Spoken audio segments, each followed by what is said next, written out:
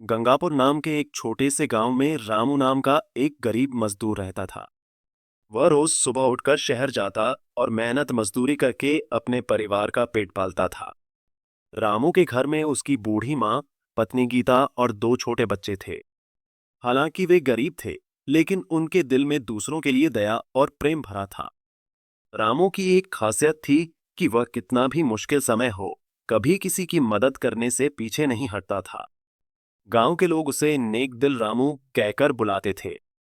एक दिन रामू काम से घर लौट रहा था तो उसने देखा कि रास्ते में एक बूढ़ा आदमी गिरा पड़ा है और दर्द से कराह रहा है। कई लोग वहां से गुजर रहे थे, लेकिन कोई नहीं रुका।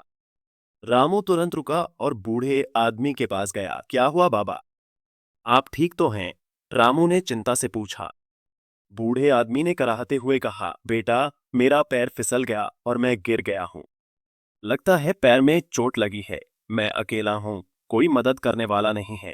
रामू ने बिना कुछ सोचे बूढ़े आदमी को कंधे का सहारा दिया और अस्पताल तक पहुंचाया। डॉक्टर ने बताया कि बूढ़े आदमी के पैर में हल्की चोट है और कुछ दवाइयां लगाने से ठीक हो जाएगी। रामू ने अपनी मेहनत की कमाई से दवाइयों का पैसा भी दे दिया। बूढ़े आदमी की आंखों में आंसू आ गए। उसने कहा, बेटा, भगवान तुम्हारा भला करे।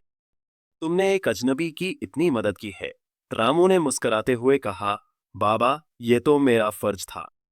आप मेरे पिता समान हैं। कुछ हफ्ते बाद रामू को पता चला कि गांव के स्कूल की छत बारिश में टपकने के कारण बच्चे पढ़ाई नहीं कर पा रहे हैं।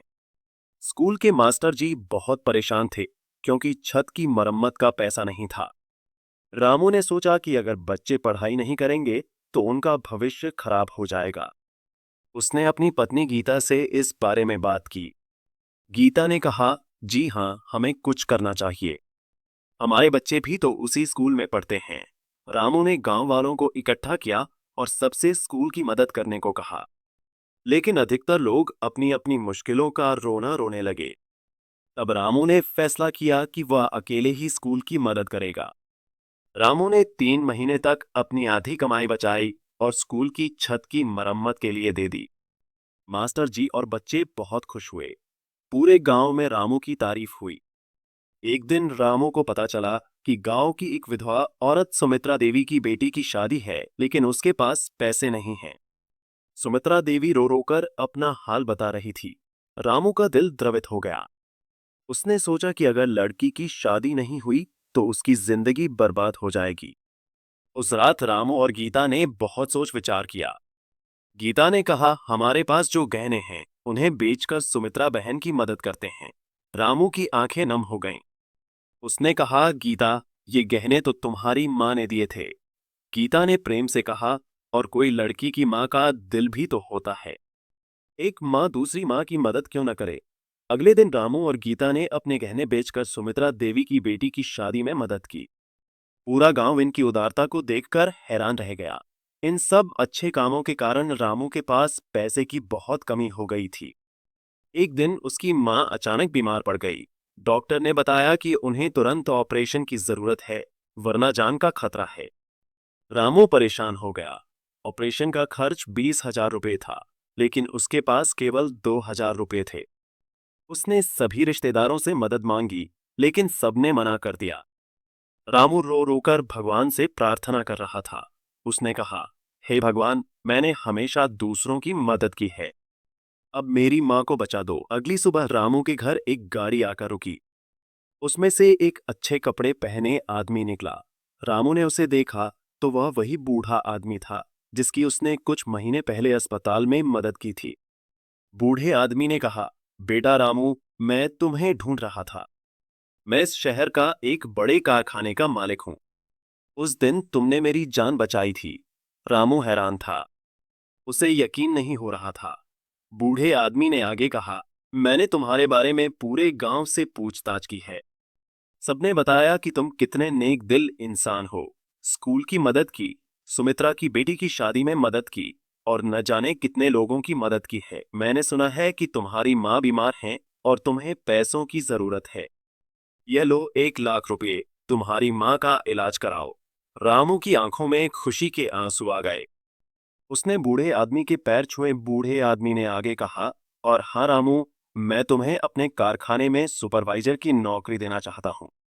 तनख्वाह होगी 25,000 रुपये महीना। रामू को यकीन नहीं हो रहा था। उसने कहा, सेठ जी, मैं तो एक साधारण मजदूर हूँ। नहीं बेटा, बूढ़े आदमी ने कहा, तुम एक साधारण मजदूर नहीं हो। तुम्हारे पास वह चीज है जो आज के युग में दुर्लभ है, एक साफ दिल और दूसरों की मदद करने की भावना। उसी दिन रामू की मां का ऑपरेशन हुआ और वह पूरी तरह ठीक हो गई। जब गांव वालों को पता चला कि रामू को अच्छी नौकरी मिली है, तो सबने उसकी खुशी में भाग लिया। मास्टर जी ने कहा, रामू, तुमने हमेशा दूसरों के बारे में सोचा, इसीलिए भगवान ने तुम्हारे बारे में सोचा। सुमित्रा देवी ने आंसुओं से कहा, बेटा, तुमने मेरी बेटी की जिंदगी संवारी थी, अब भगवान ने तुम्हारी जिंदगी संवार दी। 1 साल बाद रामू ने अपनी कमाई से गांव में एक चिकित्सा केंद्र खुलवाया ताकि गरीब लोगों को मुफ्त इलाज मिल सके। उसने एक पुस्तकालय भी खुलवाया ताकि बच्चे ज्यादा पढ़ाई कर सकें। रामू अब भी वही सादा जीवन जीता था, लेकिन उसकी खुशी और संतुष्टि देखते ही बनती थी। एक दिन गांव के बच्चों ने रामू चाचा से पूछा, चाचा, आपके साथ इतनी अच्छी चीजें क्यों हुई?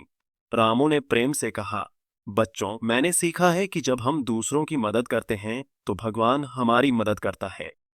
नेकी का फल हमें जरूर मिलता है, हो सकता है तुरंत न मिले, लेकिन सही समय पर जरूर मिलता है। याद रखना, दूसरों की खुशी में ही हमारी खुशी छुपी होती है। जो लोग दूसरों के काम आते हैं, भगवान उनके काम आता है। आज रामू एक सफल आदमी है, लेकिन उसने अपनी सफलता में कभी घमंड नहीं किया। वह आज भी गरीबों की मदद करता है और लोगों को सिखाता है कि नेकी करना सबसे बड़ा धर्म है। करो भला तो हो भला, यही जीवन का सार है। नेकी का फल मीठा होता, यही सच्चाई का आधार है। एस्ट्रिक please subscribe my YouTube channel.